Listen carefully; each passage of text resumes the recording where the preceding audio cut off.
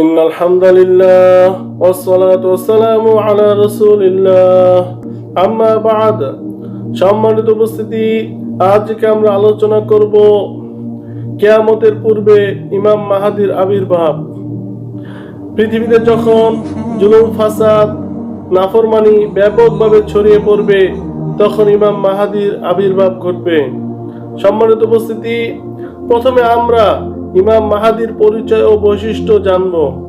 এ সম্পর্কে রাসূলুল্লাহ সাল্লাল্লাহু আলাইহি সাল্লাম বলেন, যদি দুনিয়ার মাত্র একটি দিনও বাকি থাকে, আল্লাহ তাআলা সে দিনটিকে দীর্ঘায়িত করে হলেও আমার বংশ থেকে এমন একজন মানুষ পাঠাবেন যার নাম আমার নামের অনুরূপ হবে এবং যার পিতার নাম আমার পিতার নামের অনুরূপ হবে।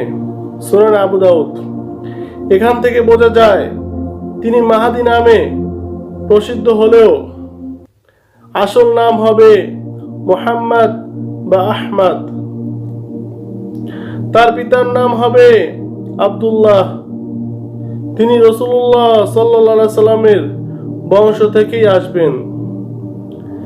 ইমাম মাহদীর দৈহিক বৈশিষ্ট্য সম্পর্কে সুনান আবু দাউদে বর্ণিত একটি সহিহ হাদিসে রাসূলুল্লাহ সাল্লাল্লাহু আলাইহি সাল্লাম বলেন, মাহদী আমার বংশ থেকে আসবে।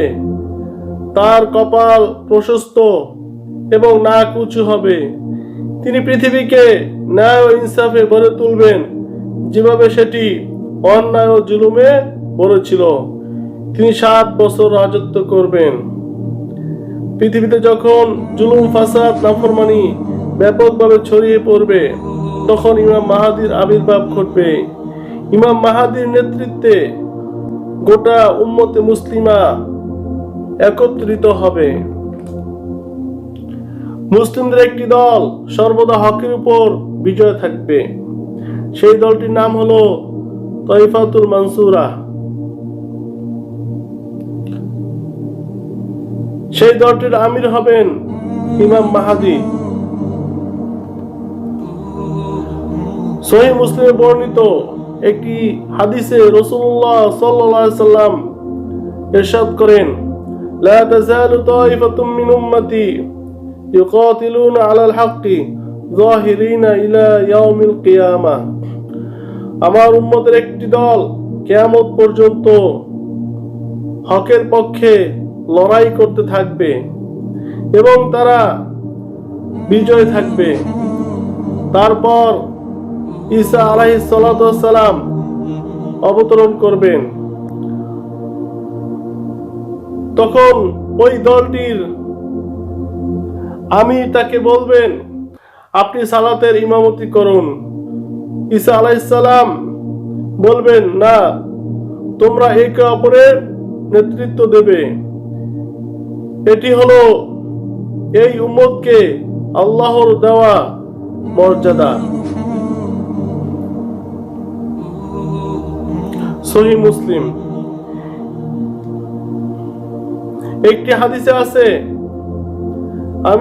আমিরু হুমুল মাহদিয়্যু, অর্থাৎ তাদের আমির মাহদী ঈসা আলাইহিস সালামকে সালাতের ইমামতি করার অনুরোধ করবেন। গোটা পৃথিবীতে ইসলামী খেলাফা প্রতিষ্ঠিত হবে। সহিহ মুসলিমে বর্ণিত একটি হাদিসে রাসূলুল্লাহ সাল্লাল্লাহু আলাইহি সাল্লাম বলেন, আল্লাহ তাআলা গোটা পৃথিবীকে সংকুচিত করে আমার সামনে রেখে দিলেন। আমি এর পূর্ব থেকে পশ্চিম প্রান্ত পর্যন্ত দেখেছি। এই পুরো অংশে আমার উম্মতের কর্তৃত্ব প্রতিষ্ঠিত হবে। সহিহ মুসলিম। ইমাম মাহদী যখন আবির্ভাব হবে, তখন বায়াত গ্রহণ করতে হবে। এই সম্পর্কে রাসূলুল্লাহ সাল্লাল্লাহু আলাইহি সাল্লাম বলেন, তোমরা যখন তাকে দেখবে, তখন বরফের উপর হামাগুড়ি দিয়ে হলেও তার বায়াত গ্রহণ করো, কারণ তিনি খলিফাতুল্লাহ মাহদী থাকবেন। সুনান ইবনে মাজাহ।